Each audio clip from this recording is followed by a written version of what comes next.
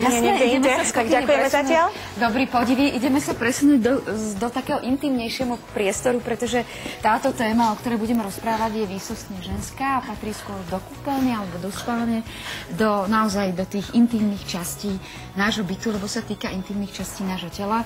Budeme sa rozprávať o nových vložkách, ale ešte predtým sa pozrieme, kedy vlastne boli na svete prvé vložky, kto ich objavil, ako sa to všetko vyvíjalo až dovtedy, kým tu budeme sedieť a budeme rozprávať o tých najnovších typoch.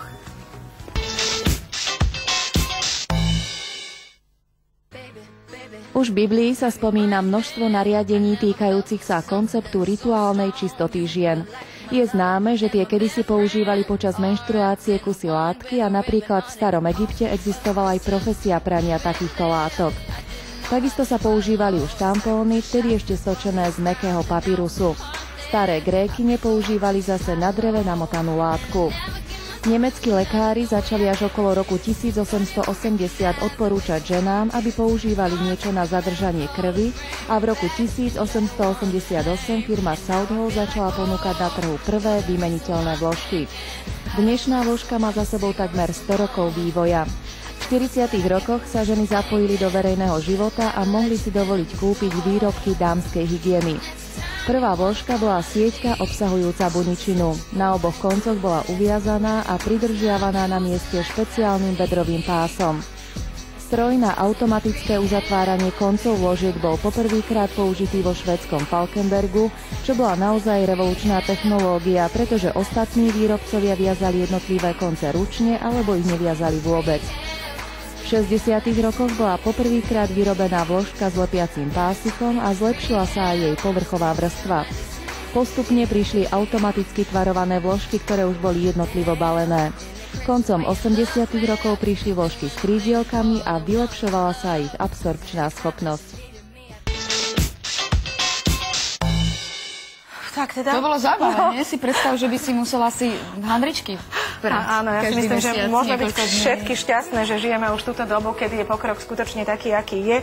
Zvykli sme si na hygienické pomôcky, ktoré nám naozaj uľahčujú život, ale ako sme už v úvode spomínali, existuje zase novinka. Takže pekný dobrý deň, pani Matiečková. Vítajte medzi nami. My sme sa dočítali, že existujú vložky, ktoré sú že s aniónom a sme zistili, že štandardne, áno, a že vraj štandardne anión všade okolo nás, len sme si to nikdy neuvedomili. Takže poďme k tomu, že čo sú vlastne anióny. No tak anióny sú záporne nabité molekuly. Sú bezfarebné, sú bez zápachu a chuti. No a tieto čiastočky sú pre náš život veľmi nevyhnutné, sú veľmi dôležité. Vďaka zápornému nabitiu odstraňujú prach zo vzdušia alebo predchádzajú rôznym nákazám, neutralizujú vírusy. No a samozrejme, že zneškodňujú baktérie a to je to, čo nás oslovilo. A my ich môžeme vidieť? Nie, my ich nevidíme. A ja by som chcela vidieť, ako taký anión vyzerá. Tak vy sa môžete pozrieť. Keď je taký úžasný. Áno.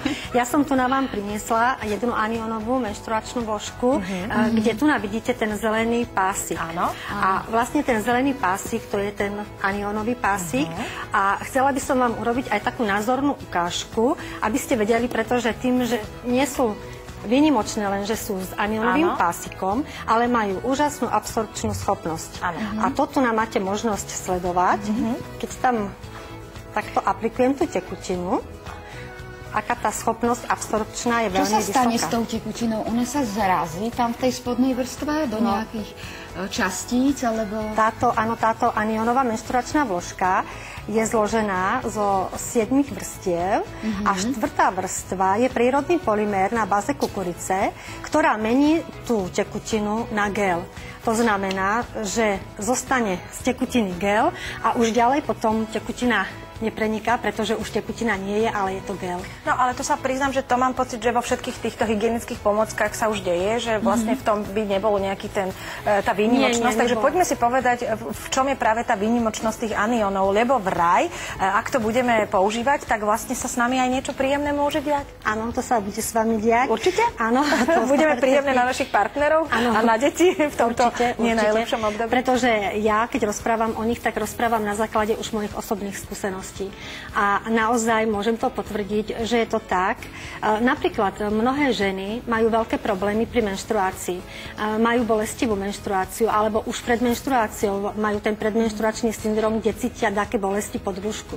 Keď som začala používať tieto anionové vložky, nielen menštruačné, ale aj intimky, tak vďaka pôsobeniu anionov, ktoré sa uvoľňujú vo vlhkom prostredí, nejakým spôsobom vplývali na môj organizmus, dodávali mi energiu, ale čo bolo najdôležitejšie, že ničili baktérie a tie baktérie vlastne spôsobovali, aspoň ja som to tak vysvetlila, bolesti a tie bolesti som ja odvtedy už nemala. A okrem vás to skúšala ešte niekto? Áno. A okrem mňa to už máte skúšalo... nejaké výskumy, nejaké závery výskumy? Okrem mňa to skúšalo už veľmi, veľmi veľa žien, ktoré sú v mojom okolí a práve preto veľmi rada o tom rozprávam, pretože tie spätné väzby sú zatiaľ len pozitívne. Fakt ako to je na trhu 3 mesiace, možno 4 na Slovensku, tak ja som sa ešte nestretla s jedným negatívnym názorom. Každá žena spokojná. Práve som sa chcela spýtať, povedali ste každá žena spokojná, to znamená, že sú vlastne vhodné naozaj pre každú z nás. A nemôžu predsa len vyvolať u niekoho nejakú nepríjemnú reakciu, nejakú alergiu alebo nejaký iný... Nie, ani oni nespôsobujú žiadnu negatívnu alebo nejakú nežiaducú reakciu.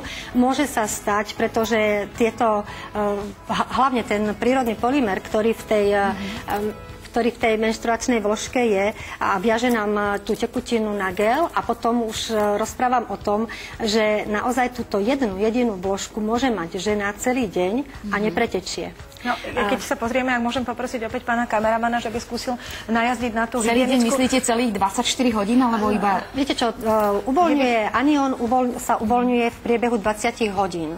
A v priebehu tých 20 hodín je schopný uvoľniť ten aniónový pásik až 5800 aniónov na centimeter kubický. A keď by sme to tak ako chceli porovnať, tak možno v nejakých takých obytných priestoroch je tých aniónov okolo 40-50 na centimeter kubický, alebo doma vo vašom príbytku je ich okolo 100-200. A najviac tých aniónov je pri mori, alebo pri vodopádoch, alebo v prírode, v horách. Tak, prepáčte, tam, kde je vlhkosť teda? Tam, kde je vlhkosť, áno, a čisté ovzdušie, čisté prostredie. Mnohí rozprávajú o aniónoch ako o čističoch vzduchu, alebo rozprávajú o aniónoch ako... Tam som to počula. Či sa to dáva ešte aj do niečoho iného, ako do tejto intimnej hygieny? Anióny. Tie anióny, zatiaľ ako ja prezentujem len tieto prostriedky, ale už som napríklad videla, že sú aniónové nápoje. Teda, že v nápojoch niečo také je, alebo potom, keď už som skúmala na internete, tak naozaj, že som našla už veľmi veľa aj iných produktov, ale ako tým sa ja nejak nezaoberám, ani ma neoslovili. Mňa oslovil tento prostriedok pre ženy hygienický, pretože nemám bolestivú menštruáciu, nemám problémy, necítim sa unavená. Odkedy používam tieto intimky alebo aj menštruačné vložky, tak som nebola chorá, pretože posilňujú imunitný systém a skutočne aj vyrovnávajú hormonálnu hladinu. Toto ma zaujalo, čo hovoríte, že vyrovnávajú hormonálnu hladinu. Ako je toto možné? A či to je odkonzultované možno, prepáčte, s nejakými lekármi? To by bolo potom hodné pre ženy, ktoré sú v klimakterickom veku? Áno. Napríklad tie dámy, ktoré sú v tomto období a predtým cítili návaly alebo bušenie, tak mi potom potvrdili, že toto ustalo, že tieto problémy nemali.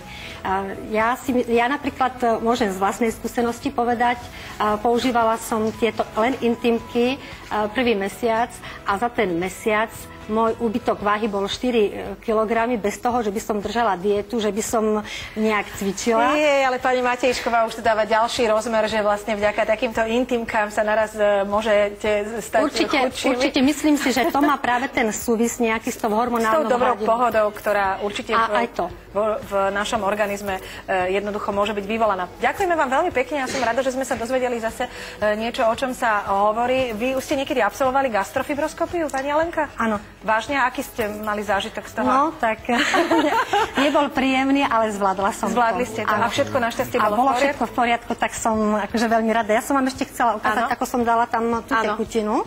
Tak potom, na záver, pretože vy vždy budete mať pocit sucha. Počas celého dňa, tých aspoň 12 hodín. A to, že tak naozaj je, tak vlastne my, keď sme tam dali tú tekutinu na začiatku vidíme, že to je úplne a suché. Môžem stlačať akýmkoľvek tlakom a na tú vložku, tak tá servítka zostane suchá. No, tak je to fajn. Ďakujeme vám veľmi pekne aj za názornú ukážku. Aj sme počuli, že ste teda absolvovali úplne v pohode gastrofibroskopiu. Som zvedavá, či viacerí z vás majú takýto dobrý zážitok, lebo vidím, že pán doktor odpovedal